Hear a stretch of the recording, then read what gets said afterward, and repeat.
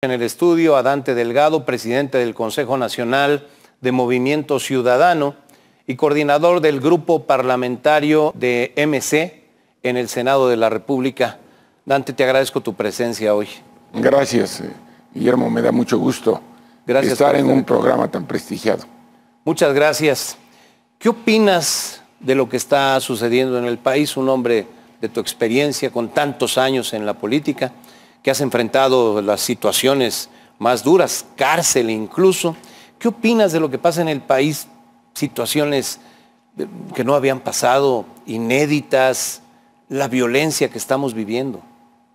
Bueno, desde luego que, en primer lugar, algo que trastoca los mecanismos ordinarios en procesos electorales es la excesiva y abusiva intervención del presidente de la República en acciones que expresamente por la ley le están prohibidas.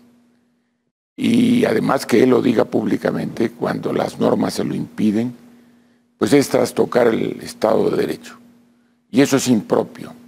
Yo creo, por otra parte, que el presidente de la República debería de hablar menos y hacer más. Creo que un tema del que su gobierno está pendiente es de garantizar la seguridad y la paz social a las y los mexicanos. El presidente de la República tiene ese pendiente y le recomiendo que se ponga a trabajar de inmediato, porque si no hay garantía de derecho a la vida, a la libertad y al patrimonio de la ciudadanía, pues las cosas van a dar como resultado un ejercicio fallido de gobierno. Me anticipo un poco a una pregunta que tenía yo planteada para un momento posterior de la charla, porque has abordado el tema del presidente. Hombres como tú, como Porfirio Muñoz Ledo, tú en un movimiento, él incorporándose a Morena, acompañaron a López Obrador en una lucha democrática. Sin embargo, una vez que López Obrador llegó a la presidencia, he leído todas y cada una, renglón por renglón, palabra por palabra, las cartas que has escrito al presidente, duras, no por duras, quiero decir que no sea cierto lo que planteas, pero te pregunto, ¿has hablado con el presidente? ¿Te ha dado algún tipo de respuesta? ¿Ha servido de algo lo que has escrito y con lo cual hay muchas personas que están de acuerdo? ¿El presidente es receptivo en alguna medida a hombres como tú que señalan y ponen los puntos sobre las íes? Bueno, lo que sucede es que rompimos relación hace mucho tiempo y no hemos dialogado, entre otras razones, porque se ha tomado la decisión de que la posición de los grupos parlamentarios se dé al interior del Senado. Lo que sí hemos hecho es rectificar muchas de las iniciativas que él ha llevado: revocación de mandato, la Guardia Nacional, él la quería militar, se puso civil. La revocación de mandato él entiende como ratificación de mandato, y hemos estado en contra de medidas arbitrarias como es el empoderamiento de la Fiscalía y del propio Poder Ejecutivo cuando se ha reformado el artículo 19 constitucional, que aumenta el catálogo de delitos con prisión preventiva. Es decir, algunos delitos que anteriormente podían librarse en plena libertad hasta que hubiera sentencia, ahora se da una potestad desde nuestro punto de vista indiscriminada y por otra parte violatoria de los derechos humanos, como son los delitos electorales y la defraudación fiscal, entre otros. El presidente parece haberse tomado libertades como ningún otro presidente, por lo menos en el pasado reciente. Gran parte de los temas que ustedes han discutido en el Congreso están en la Corte. Se ha señalado inconstitucionalidad en la mayoría de los temas relevantes que se impulsaron en el periodo ordinario de sesiones.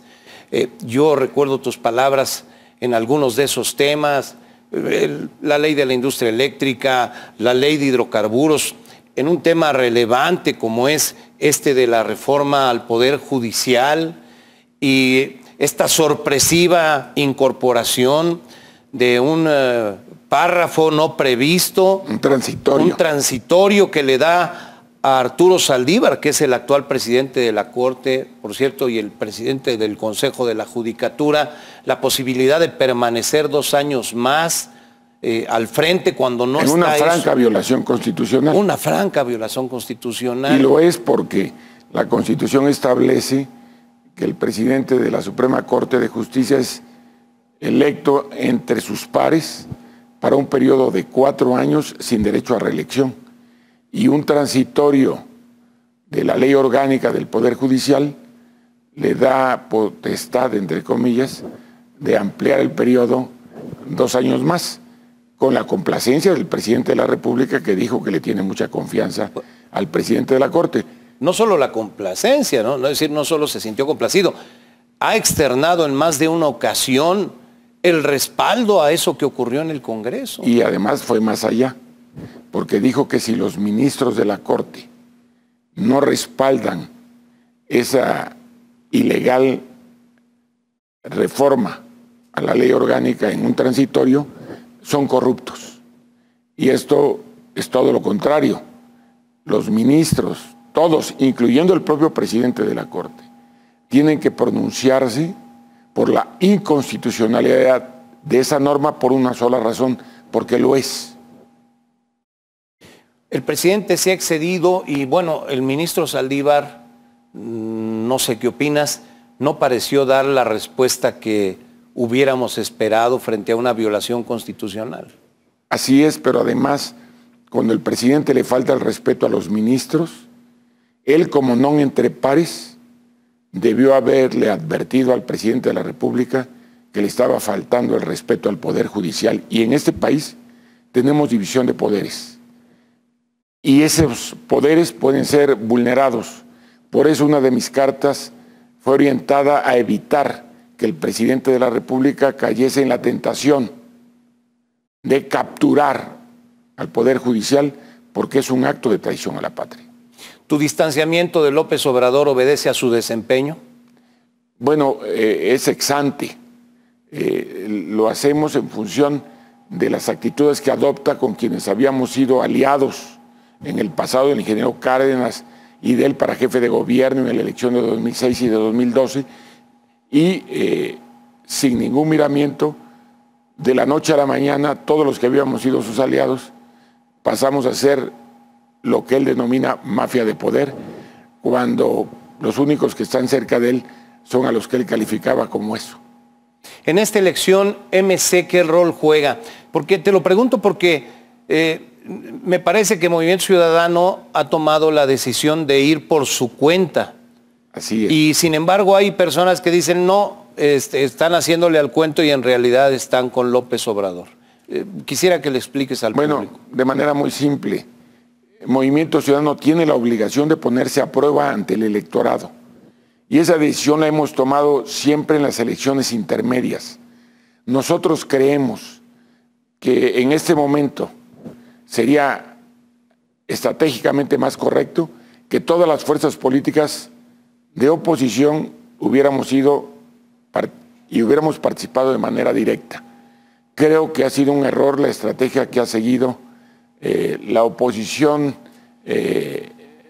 entre comillas, que se autodenomina como tal, aunque no lo ha sido en el terreno de los hechos, porque ellos son los que le aprobaron al presidente de la República esa reforma al 19 constitucional que lastima los derechos de toda la población.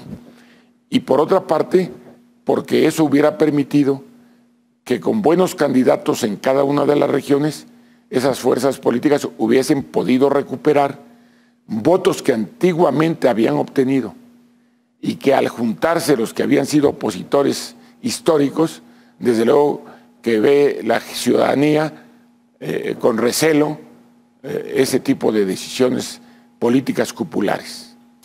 Dante, esta es una elección, se ha hablado que es la elección más grande de la historia por el número de cargos que se van a Además, elegir, así es. por el número de participantes en posibilidad de hacerlo, por el padrón tan grande como no había existido en la historia. Pero además es una elección con pandemia, con polarización, con descalificaciones al INE y al tribunal, con alegatos de fraude cuando todavía no ocurre la elección, pero peor aún, con la violencia que ustedes han resentido más que ninguno otro. Sobre todo en esta parte final. En esta parte final, ayer di cuenta del asesinato de Alma Rosa Barragán, sí, en Guanajuato. Nuestra candidata en Moroleón. Una mujer empeñosa, trabajadora, empresaria en la industria textil, que fue ultimada de manera muy violenta. Tan violenta como fue ultimado Murrieta. Abel Murrieta, un hombre... Abel Murrieta en cabalidad, en Cajeme. En Cajeme, para todos nosotros es más conocido como Ciudad Obregón. Pero era el candidato a encabezar ese municipio. Y además, con una claridad frente a la delincuencia, una decisión de un gobierno comprometido con la sociedad e intolerante a las prácticas que hoy tienen sumido a la mayor parte del país en niveles de inseguridad nunca vistos. Ante este panorama, Dante Delgado, ¿qué observas rumbo al 6 de junio? Bueno, que frente al pasado de los partidos históricos y el pasado de la visión de gobierno autócrata, centralista, en la que no se respeta la división de poderes que representa este gobierno, hay una opción de cambio, que ha sido la única que ha hecho una propuesta específica con una plataforma electoral que establece la evolución mexicana por una parte y por otra que está buscando empoderar a mujeres y hombres de bien que teniendo una trayectoria acreditada en sus comunidades en diferentes campos, en la academia, en la cultura, en la investigación, como emprendedores, como liderazgos sociales, pueden llegar a representar a sus comunidades, a sus regiones, frente al descabezamiento que el presidente de la República hace de liderazgos nacionales, estatales y regionales.